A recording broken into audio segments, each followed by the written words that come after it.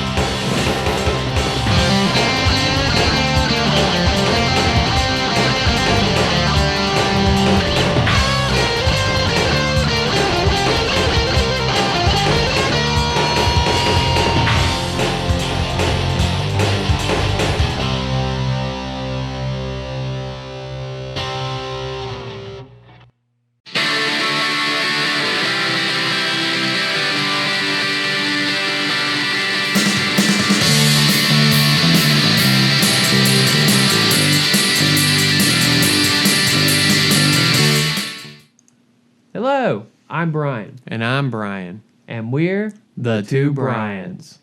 On this episode of The Two Brians, Obamagate and the op-ed to end all op-eds. we look at the Washington Post article, Obamagate was the worst crime ever committed, and here's what it was, by Alexander Petrie. And we debate the value of the article and whether it adds or subtracts from the conversation. So join us for what should be enlightening and educational. As if. For this episode, we thought we would dive into the latest Obama scandal. Something that doesn't exist. Oh, it exists, and the article we're going to discuss proves it. Does it? Absolutely it does. She even says so in the title. Well, we'll see. I'm sure you did what a lot of people have done and just jumped to conclusions. I haven't jumped to any conclusions. The article is very explicit on what Obamagate is. Oh, yeah? What is that, Skippy? Well, you know what it is. Well, maybe I do, but tell us anyway. This ought to be fun. Well, didn't you read the article? Not really. You didn't? No, I didn't have time. You had plenty of time. I emailed it to you last week. Yeah, I know. I just didn't think it was that big a deal. How are we supposed to debate it if you don't know what it is? I figured I'd just let you ramble on about it, and then I'd make fun of you. Do you have it? I mean, I get it. Then do that. Read it, please. Okay, fine. Hey, you've got the glasses. Oh. Sorry. Yeah. Can you help me? Come on. Sorry. Thank you. You're welcome.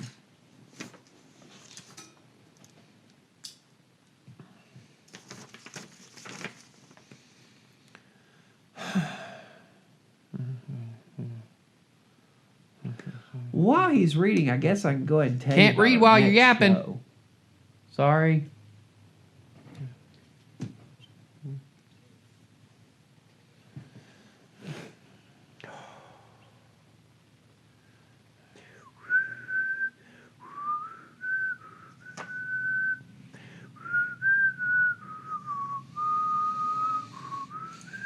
You're making noise. Can't you read while there's noise? No, I can't. Well, I can. Then we'll get you a freaking cookie. It's not that hard. Seriously. What?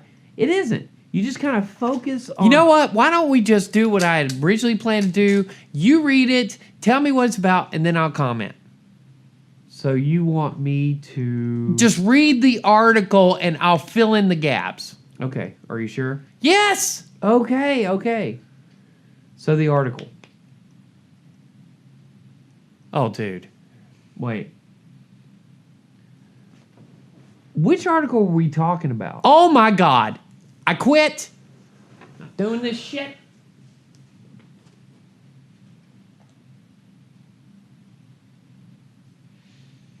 Well, join us next time when we debate evolution and creationism and see which one is right. Until next time, I'm Brian. And I'm Brian. And we're the Two Brians. Idiot! Have a good day.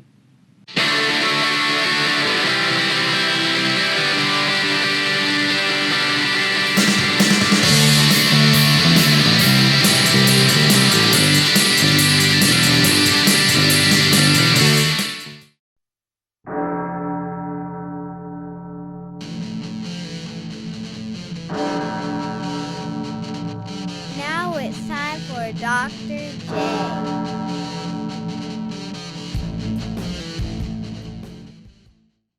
All right, it is time for the Optic Poet, Dr. J. Once again, here on the BetaFiles. How's it going, man? It's okay. I want to send my family away. I want hate my money back. house. I hate my house. I want my money back. I want my family to come back, but in order to come back, they got to leave first. So, Yeah. All right. So I haven't told you the topic, no, I it told you makes I me was a bringing- little nervous. but you brought up Facebook, so I have to tell you what the topic is, because we noticed something. I noticed something last week in the first one. I said, social media is going to get better and all this, and yeah. And then my wife pointed out to me. She said, "It hasn't gotten better; it's gotten worse." But then you noted right before we started this, I've come off Facebook, and we were talking about getting a hold of a former student and friend, and you said, if you still have Facebook, you could contact him that way. But just based on what I've seen with my wife and the Facebook mess that's going on with her, no. Mm-mm. People have found a way to politicize a virus. They have politicized everything. They politicized masks. My most recent article is about just how stupid we've gotten over this. I'm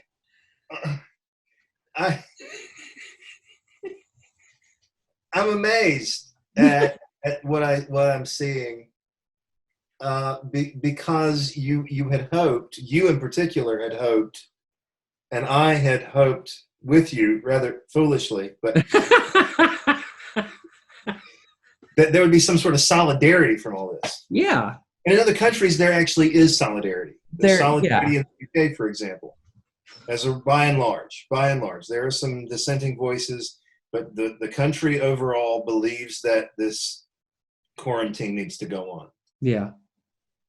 In fact, there are people who are a little nervous because they're starting to loosen up on the lockdown. Yeah, I told you about this I guess it was last week. I don't know when we were talking that, I read an article where the most recent Gallup poll was that 70% of Americans want to take this slow, want to do this deliberately. They don't want to rush into it. They're afraid.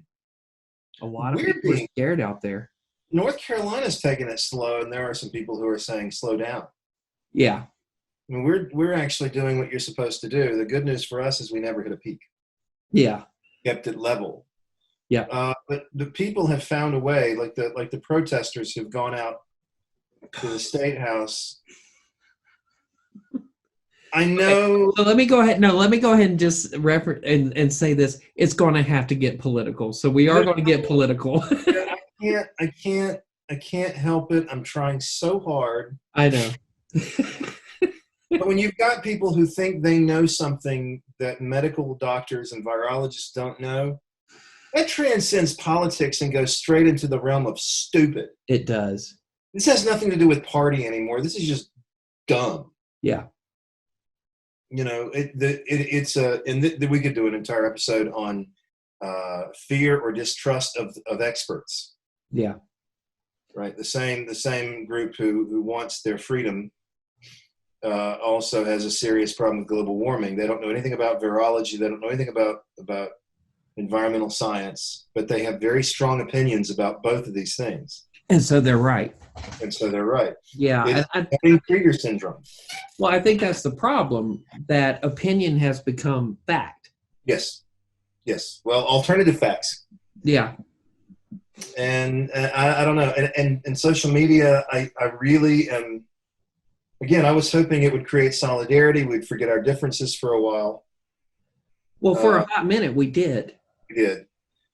And then a certain cable news channel Well, and then going to and then a politician going to Instagram and saying that they need to liberate their states. Yeah. Twitter. This is after the White House had published guidelines that, quite frankly, if followed well, make a lot of sense. Yeah. The president and his administration did a really good job at laying out 3 phases of loosening restrictions, and it made a lot of sense. It did. And then he goes on Twitter and says, liberate your state. So he does something really cool. Mm-hmm. And then he undercuts the thing he did that was really cool. Mm-hmm. And you can't tell those people who are protesting, look, we're actually following the advice of the president. Mm-hmm. But which advice are we following? The part where it says liberate our state, or the part where he says be responsible? He came out against Georgia. He's sending mixed messages. He came out against the governor of Georgia and said he's moving too quickly. Yeah.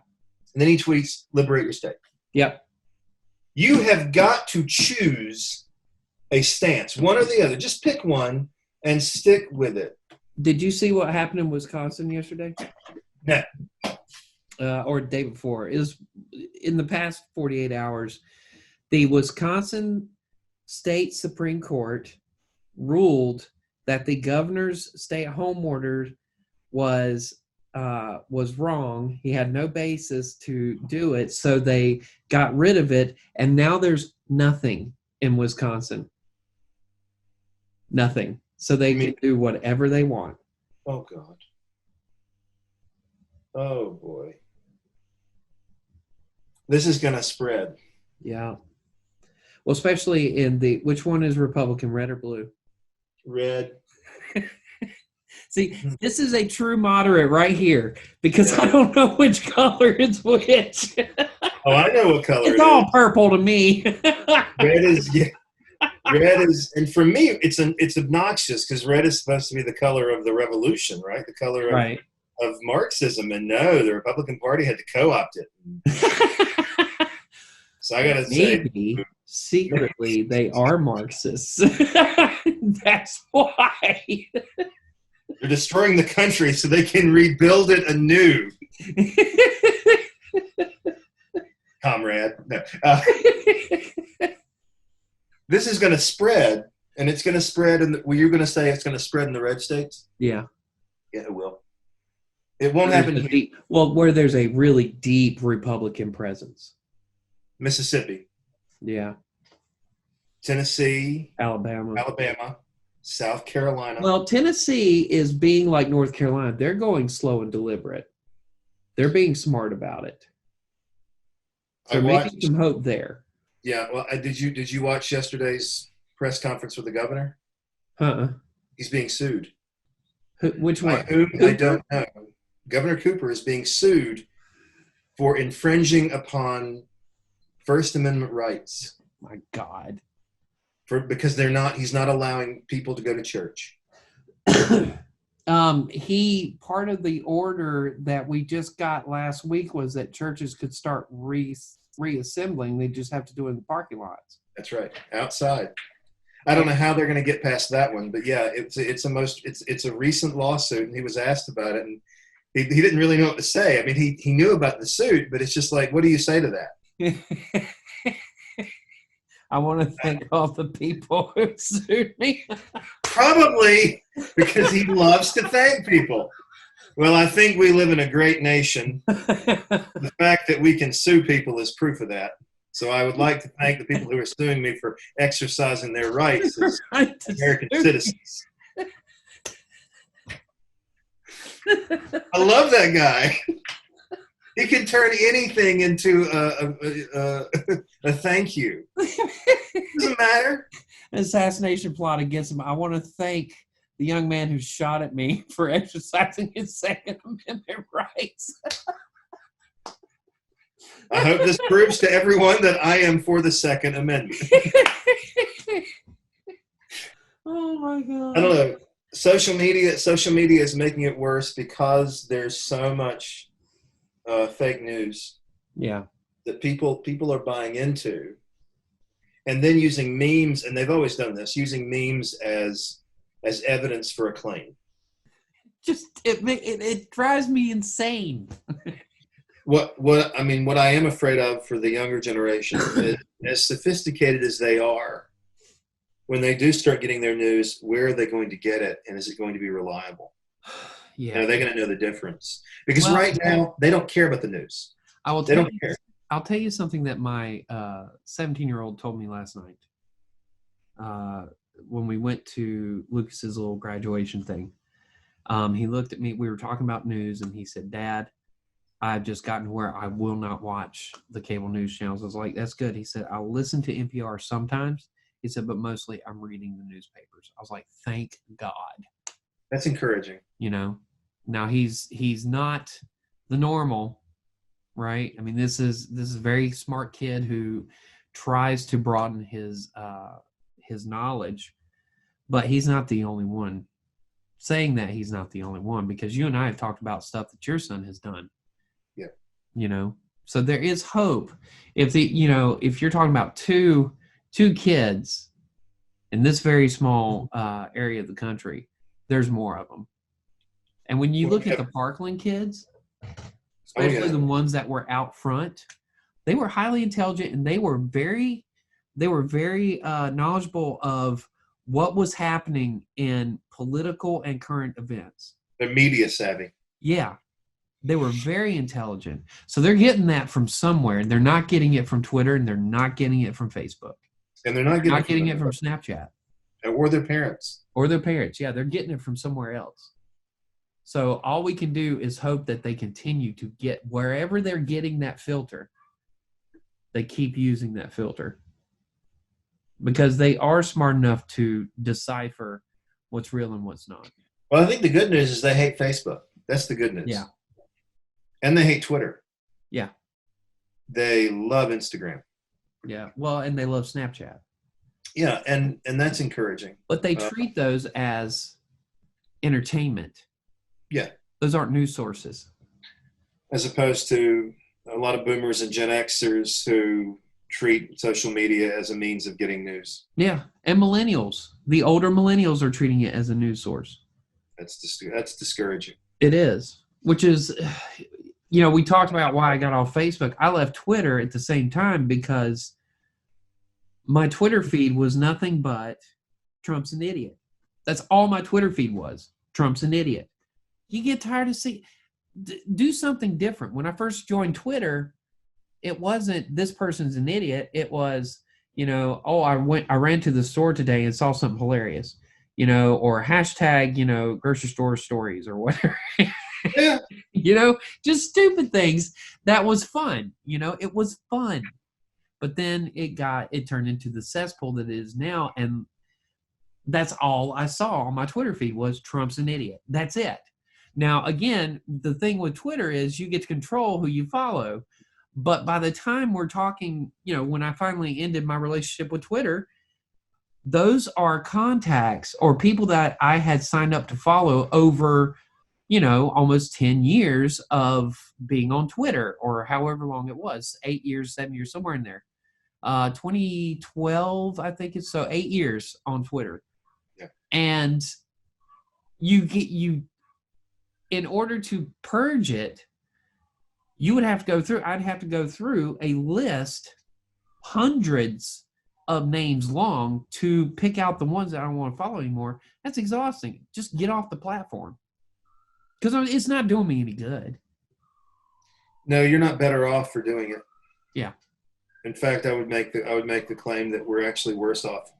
Yeah. Unless we can limit it to our friends and they can limit themselves to talking about what happened that day. Right. I don't think social media is good for us. Yeah. Shoot. I'll get it to you. I'll shoot you the title. I'm telling you, I thought it was called Unmasked. I'll get it to you so you can check it out. It's interesting. One of the theories persisted put forward in the movie is that they killed JFK because he was getting ready to talk about the aliens. Is this real? Yes. You gotta see it. It's so good. Is it serious? Well, every documentary like that makes it seem like it's serious. You just got to watch it. It's not a mockumentary. No, it's like a real deal. But it's so much fun, dude. I love these things. I love them. Yeah, this is why you keep trying to get me to watch The Tiger King. Yes, because it's just so much fun. I haven't watched it yet. It's 99% bullshit, but it's so much fun. Talk about entertainment. I was going to say that one statement summarizes or sums up everything we've said today about social media. It's 99% bullshit. Yeah, it's so much fun. It is. All right, I'm going to let you go. All right. This has been The Optic Poet with Dr. J. Thank you so much, buddy, and we will do this again next week. Indeed. All right, man. Talk to you later. See you. Bye. Bye.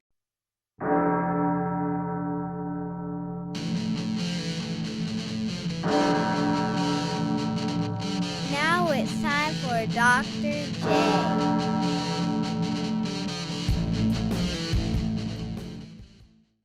The topic? The Bible. Socialist doorstop or evangelical field guide? The answer tonight on Now See This Here Now Then.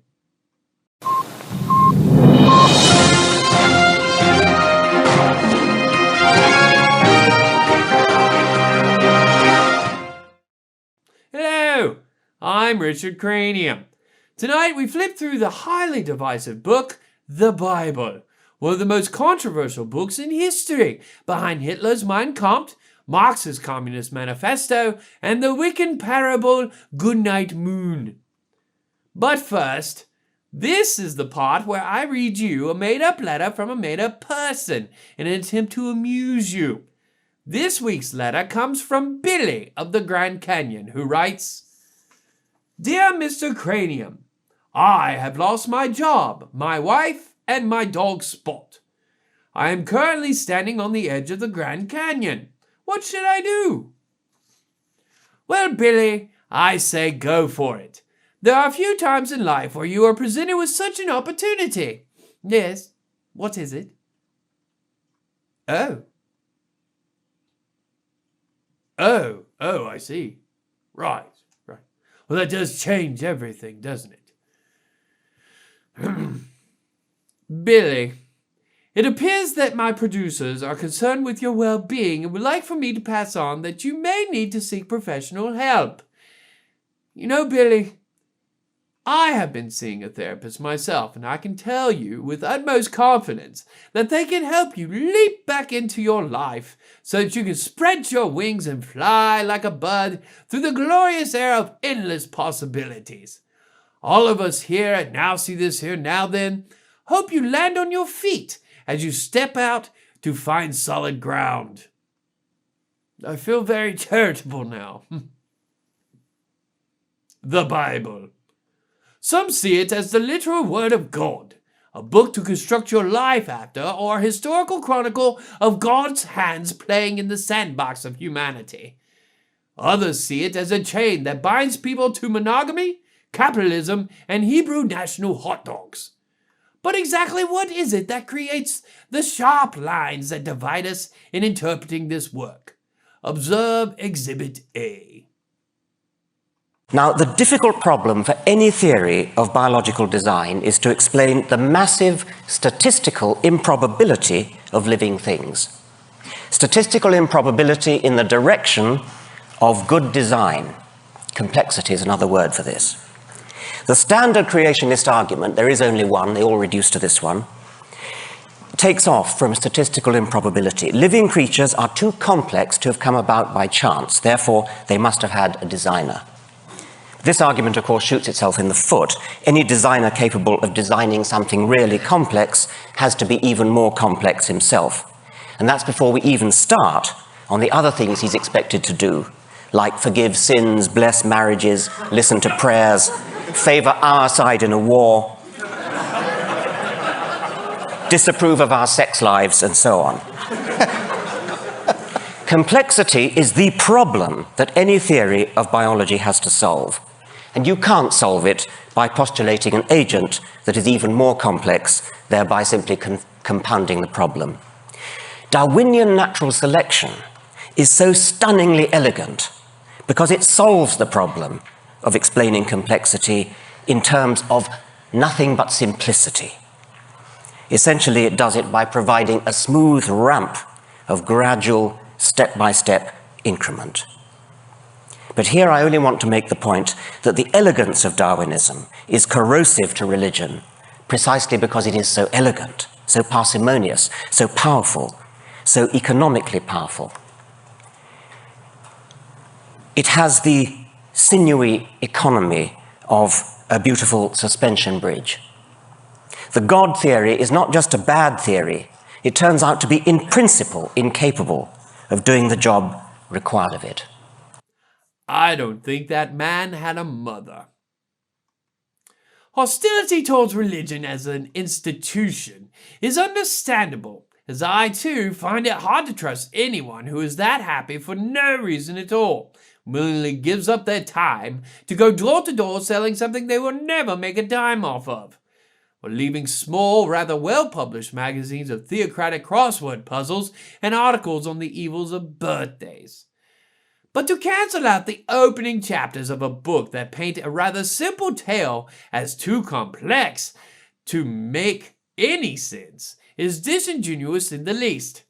What tends to happen with people like our motherless friend here is that they are reacting to the shared insistence that the Bible has to be taken literally, in the sense that the events of the Bible actually happened, regardless of evidence to the contrary. However, if we were to step back from reading the book as something that actually happened, and instead, as in the case of the first chapter of Genesis, pay attention to what the passage says in a metaphorical way, what Mr. Dawkins and so many others would realize is that the order of creation as told in that one chapter parallels almost perfectly with the larger sequence of evolution. What the real question we should ask is not whether it proves God's existence or proves that the Bible isn't as far off from scientific proofs as we once thought, but rather, how did a people more than 3,000 years ago figure that sequence out without Darwin or modern science? Now, I know what you're thinking. Richard has going God on us. Not necessarily. While atheists dismiss the Bible as fable, there are plenty of fundamentalists who not only teach the Bible as literal, but also use the Bible in ways to twist their message in dangerous ways. Observe Exhibit B.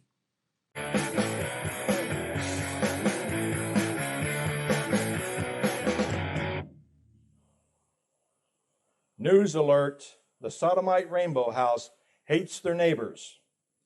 God is the supreme creator of all things, and that includes definitions. God defines what it means to love your neighbor. Start in Leviticus 19, 17, and 18. And Jesus Christ said, "Thou shalt love thy neighbor as thyself." Therefore, by this command, we must love our neighbors at the sodomite rainbow house, who deceitfully go by the name planting peace, by instructing them in what it means to love your neighbor. Let's dissect that command from Jesus Christ. Thou shalt love thy neighbor. Thou is you, meaning every human. Shalt is the command to do it, and you will do it if you love Jesus. Love, doing all the good that you would have done to yourself and hindering all the evil you would preserve your own self from. Thy neighbor, that is your fellow human being. You must love your fellow man as much as is in your power in temporal and spiritual things. Meanwhile, our literal neighbors going under the alias planting peace do not love their neighbor. They pimp soul-killing lies for profit. They try to accumulate so-called good works under the delusion that they can save their soul. No amount of philanthropy can get anyone into heaven. Their toxic charity they boast of will have its reward. If you're going to give alms, Jesus Christ commanded how you should do it. Take heed that ye do not your alms before men, to be seen of them. Otherwise ye have no reward of your Father which is in heaven. Therefore, when thou doest thine alms, do not sound a trumpet before thee, as the hypocrites do in the synagogues and in the streets, that they may have glory of men. Verily I say unto you, they have their reward. But when thou doest alms, let not thy left hand know what thy right hand doeth, that thine alms may be in secret, and thy Father which seeth in secret himself shall reward thee openly. Planting peace perverts hate their neighbors. They just want their praise. The Equality House is nothing but a polio-infected blanket distribution center, a deadlier sight than Chernobyl. And if you haven't heard, they're expanding down the block. Warning! Do not be deceived. The sodomite Rainbow House hates your very guts and soul. WBC, in fact, loves you. God is witness. Interessante.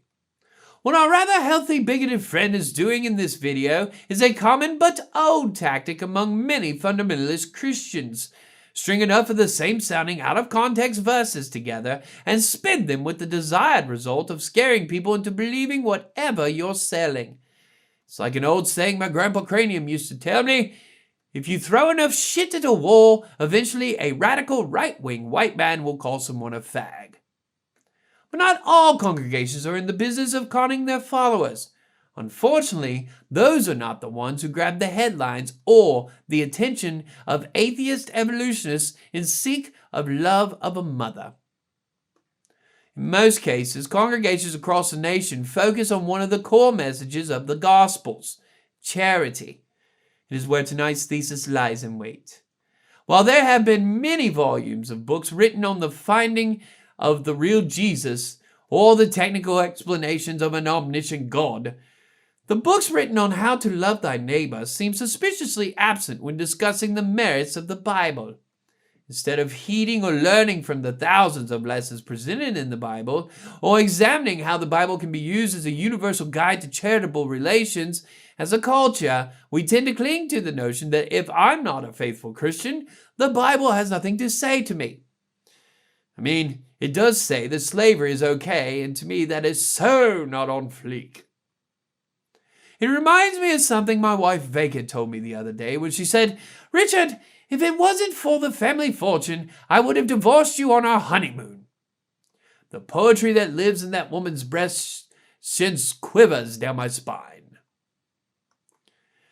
In faith, it is the book to follow, not as the single continuous narrative that it is presented as in sanctuaries all across the nation, but as a collection of lessons to be adhered to in their relationship with God. Whether the stories of the Bible happened or not is irrelevant to what they say about how we live with ourselves, our families, neighbors, and with God. For those not of faith, it creates more issues if you allow the actions of fundamentalist extremists to dictate how to interpret a book that is open to so many interpretations. So is it all real? Well, yes and no. If you throw it at someone, it will hurt. Is it a good book? Well, that is objective for the reader to decide, as with all books. Is it worth all the fuss we create over it? No. Why? Because we tend to forget that it is simply a book. In the prologue for his book, Breakfast of Champions, Kurt Vonnegut, speaking of World War I veterans, noted that at 11 a.m. on November the 11th, 1918, the guns stopped, and in the silence of the armistice, the men in the trenches heard the voice of God. It has always reminded me of the passage from the Gospels, which records Jesus in the Garden of Gethsemane, as he asked God if there's any other way besides the sacrifice of his own life. God responds in silence, making the answer rather clear. In all of this talk about whether the Bible is factual, fable, moral tale, or the Word of God, a lesson can be taken from the Gospel and later interpretation of Mr. Vonnegut by simply listening in the silence for the voice of God, whatever that voice may sound like for each of you. And always remember that the Bible is a collection of stories about human beings trying to simply live better lives. In their mistakes, they show that they are not divine. Yet the larger creator of the Bible loves them unconditionally. And in the silence of words on the page, he can be heard rather clearly. And that is all for this week. Next week, coffee, socialist elixir, or evangelical sermon juice. You decide. For now, I'm Richard Cranium. Ta-ta.